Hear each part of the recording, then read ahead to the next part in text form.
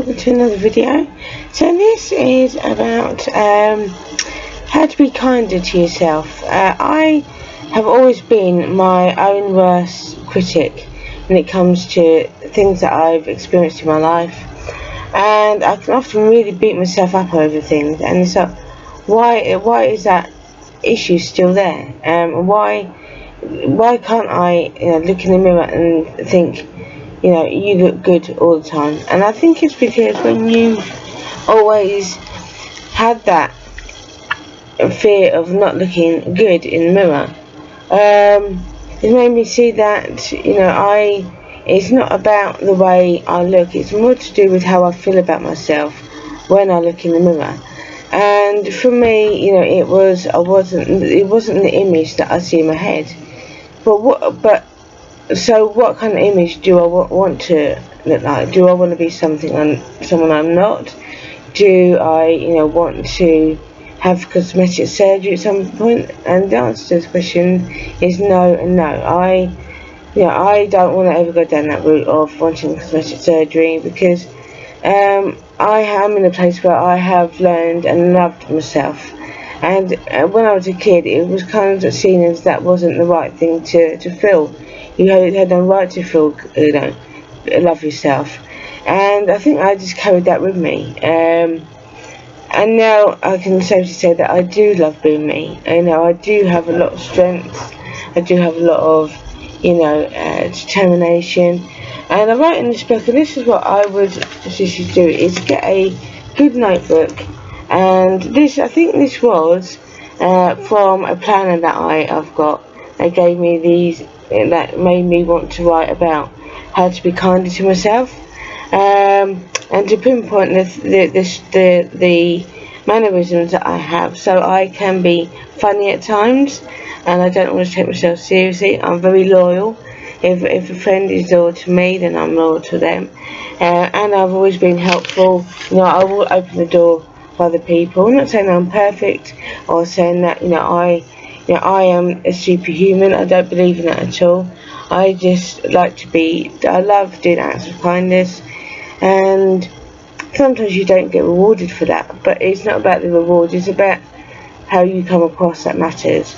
And so for me, I'm never going to stop caring about other people, because it's been embedded within me, and I don't see that as a bad trait.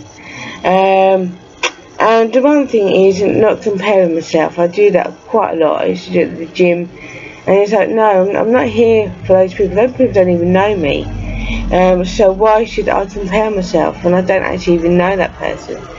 But when in the gym and you see someone sweating buckets and you've only got a little bit of sweat, it's like, God, perhaps I'm not working hard enough. But everybody sweats differently. So So where is the comparison? There isn't any. The way to manage myself is in a way that I give myself time. I have patience with myself now, and that's a good place to be. And it is about working on your self-confidence.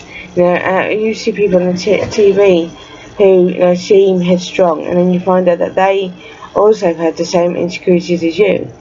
And I think lots of people do. I think because they're in the public eye, they're perceived as sometimes not having any problems. All their problems is gone, and now they're living a high life. But that's not the case, because when you become, when you're watching Andy Murray, for example, how many games of tennis did he have to play in order to win Wimbledon? He probably played about 10, 15 amount of tournaments, and spent that time just playing tennis, to then be at the place where he was headstrong and he wanted to win Wimbledon, and he did. Even if they weren't smooth tennis matches, he still got the reward of winning a Grand Slam, and that is one of the top awards that you can receive, is when you win in tennis, is when you've won in each tennis tournament. And Andy Murray has been playing tennis. He's retired now, but he has had to play lots of tennis in order to be a world champion, and that's the thing. You give yourself time, don't wait around, do things for yourself, and look after yourself, because you're only one person.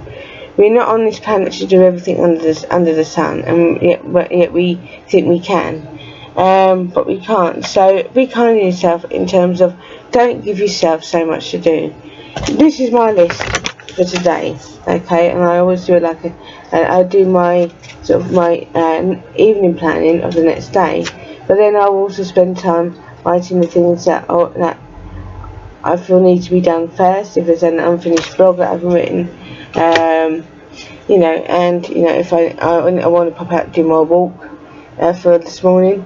So it's setting things up which gives you a sense of clarity in, thinking, well, I am doing that. I am getting out walking twice a day, and who's decided to do that? Me. And yes, I was just sort of got pushed into doing it, but I was always going to go back outdoors, because I'm loving it more than anything now. Going out walking twice a day is brilliant exercise. It does clear the cobwebs. So that's how I'm also, it's not about being kind on yourself verbally, but also mentally and physically at the same time. And so the other thing is, I am very positive. I do tidy up. I'm not always the most organised person in terms of cleaning, but I do always get it done. I am friendly. I do embrace other people. That for me is important to build further relationships. I can be silly at times and have a good sense of humour and be lots of fun. And you should do the same thing, and then I've written on this page that I'm caring and loving, and they are the positive things about me. And I would say, if you want to put this video on pause, is to do that such a list. So I've put to be kind to myself, all the things, all the traits that I have that has helped me to form relationships, to create the blogs that I've written, to write the books that I have, to work on my personal development.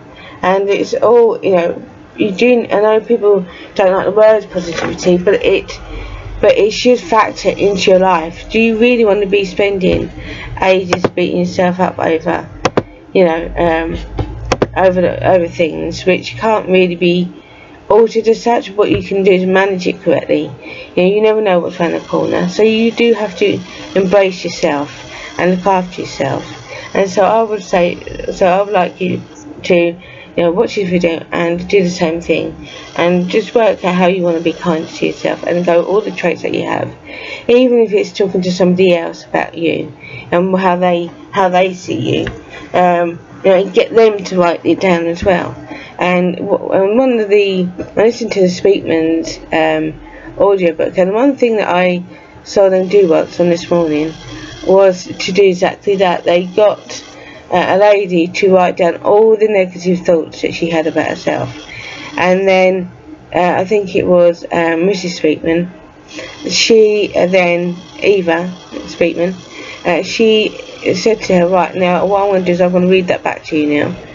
And she did, and as she was saying it, she was like, oh God, really, I really do give myself a hard time. And he's like, yes.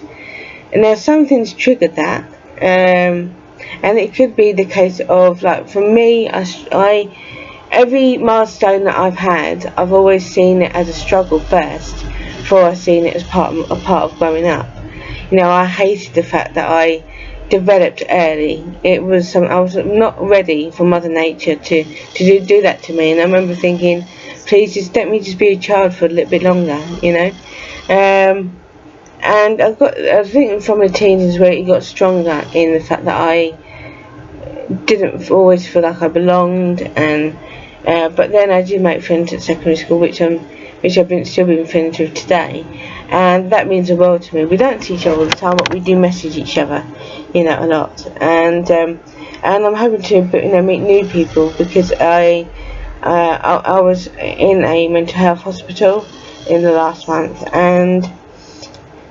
and seeing how the nurses cope with their role within those hospitals is, if that was me, I'd be going home and having a good old cry, because they do have to take on a heck of a lot.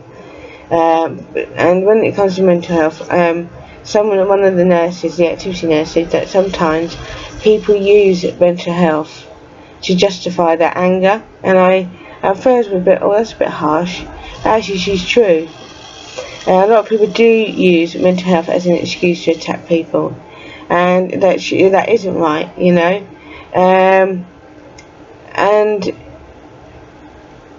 you know, you're never gonna achieve anything by lashing out at somebody else. The way of doing it is by learning about yourself and going through all the negative things about yourself, and then write a list of all the positive things. You know, are you a good timekeeper, for example? Are you good at, you know, making friends? You know, do you love being around family? You know, and it's just going through the things that counteract in negativity, that can actually see that actually you're fine. It's just the mindset, it's that inner critic in your head saying, no, you're not. But you need to shut that down. And the way to shut that down is to work on your self-development in terms of liking and loving yourself. Because if you don't like yourself, how are you expecting other people to like you? You know? And so, you know, so in order to, you know, overcome body confidence, and also do the video about doubting our capabilities, is that just get yourself a notepad and write down all the negative thoughts you're having, and then write down how you can be kinder to yourself, and go through all your traits that you currently have. And that, honestly, doing that exercise really made a difference to me. Because see that actually I am kind to myself, you know, because I go for walks, and I like exercising. That's made a huge difference in my life. I like making people laugh. I love being, you know, I am loyal. But if someone upsets me, then, you know, I will, and they continue to do that, then I would either, you know, speak to them about, I would, you know, bring the topic up, and if they, you know, start to muck you about and not meet you when they say they're going to meet you, then you need to change that relationship. It doesn't mean you have to make it come to an end, but address that issue and say, look, I don't know what's going on, but why are you arranging to meet with me and then not being there to meet me? So, and you know, and it may be because they may be having their own issues, and they just want to have that time with themselves, which is fine.